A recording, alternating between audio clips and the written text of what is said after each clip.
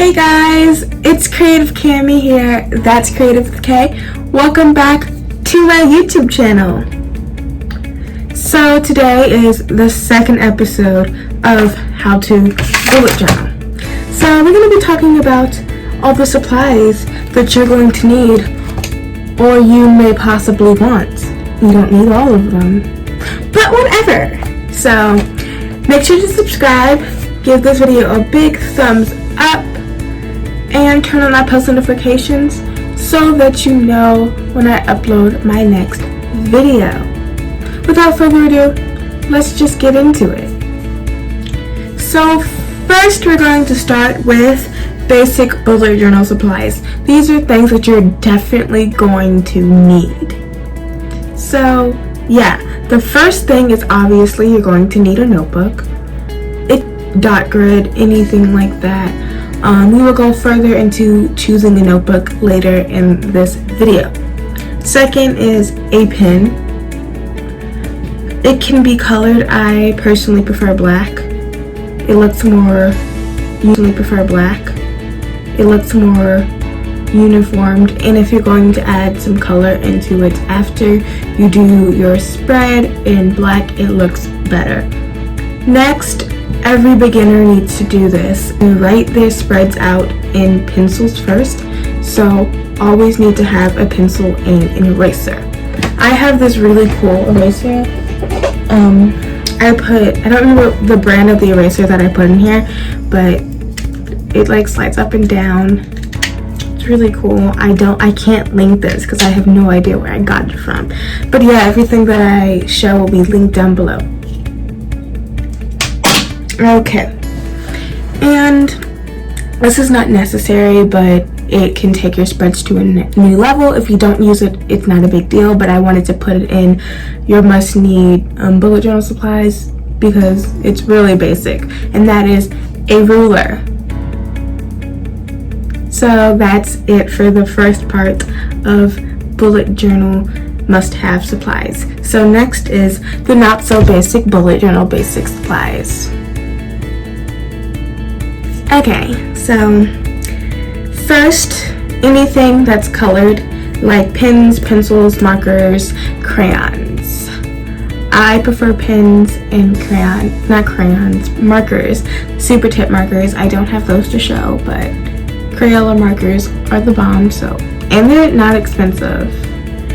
Next are brush pens. I have two brands, the dual tip pen for, I don't remember the brand name, but whatever, and then the other one. And then we have washi tape, which is a Japanese paper that is amazing, and it comes in a lot of different colors and patterns, and it's really inexpensive. Next is stickers. This is a must-have for me. It is. Another thing you may want if you're going to do a more scrapbook style is some paper for collaging. Also, you're definitely going to need some whiteout and some adhesive, either glue or roll-on tape. I prefer roll-on tape, as well as scissors.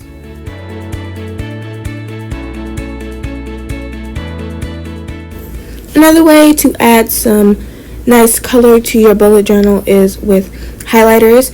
The highlighters that you get at Walmart or Meijer are completely fine, but I'm also going to show some higher end highlighters. For example, these Myliners, they are dual tipped, a chisel tip and a ultra fine tip.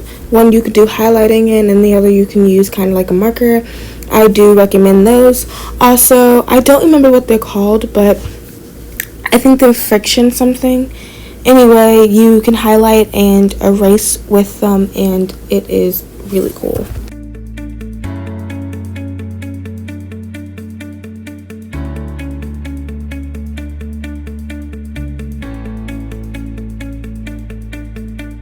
Next are colored as well as black fine liners. I have the fine liner pens and Sharpie pens, as well as some microns, which are on more of the expensive side.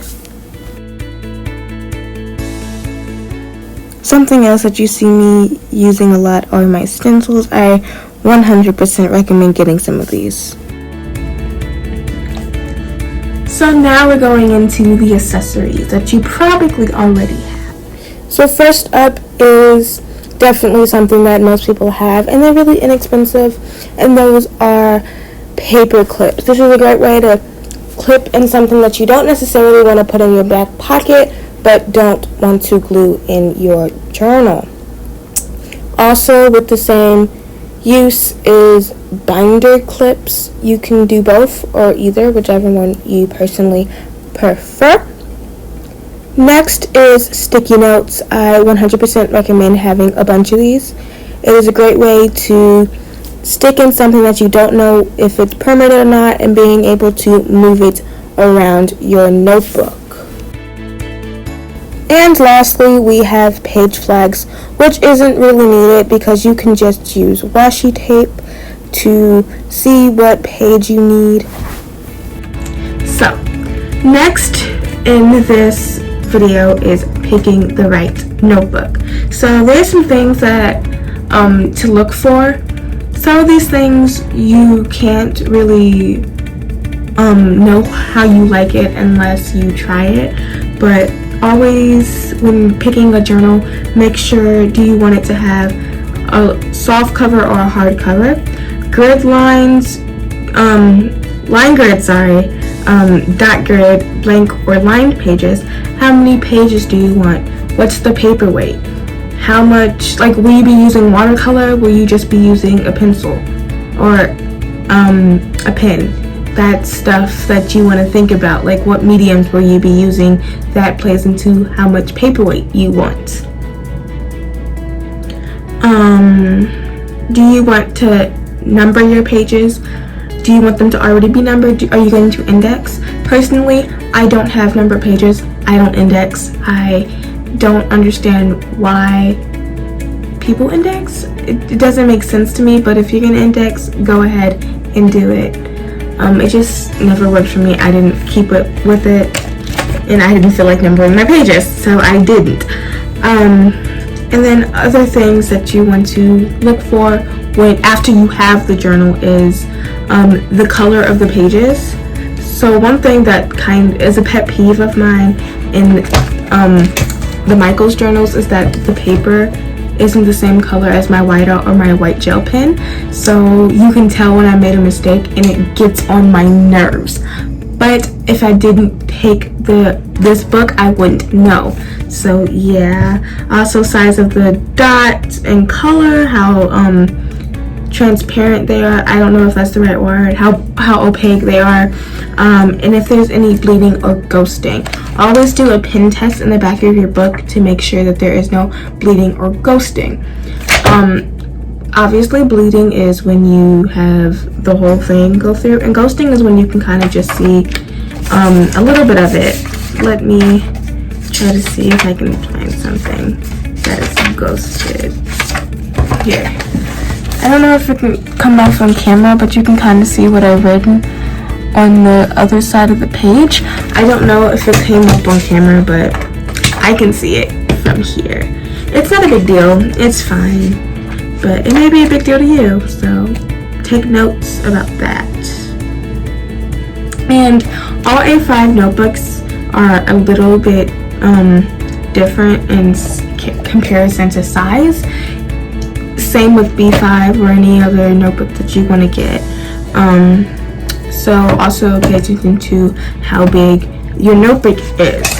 All of this stuff you can't judge before you get it. So just take notes about how you like your bullet journal at the back of your journal before buying a new one. And then you can go proceed to, do I want to get a different journal or get the same one? So yeah, that's it for today. So yeah. So that's it for the video on supplies. I really hope that this helped kind of clear up the things that you're going to need and kind of give you an idea of how expensive it is to bullet journal.